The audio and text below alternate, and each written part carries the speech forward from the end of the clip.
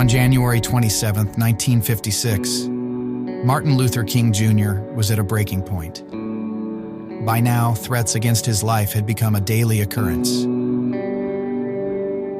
The voice on the other end of the phone was screaming obscenities, demanding that King leave town within 3 days, or the lives of he and his family would be taken. In his own words, I sat there and thought about my beautiful little daughter who had just been born. She was the darling of my life.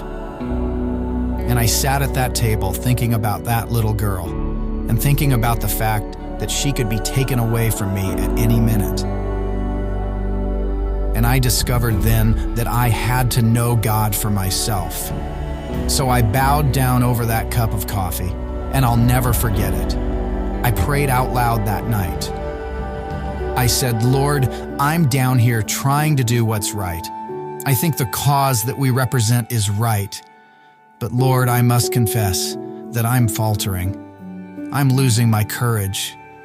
And I can't let the people see me like this, because if they see me weak and losing my courage, they'll begin to get weak.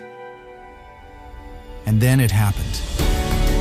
At that moment, I could hear an inner voice saying to me, Martin Luther, stand up for righteousness, stand up for justice, stand up for truth, and I will be with you even until the end of the world. I heard the voice of Jesus saying still to fight on.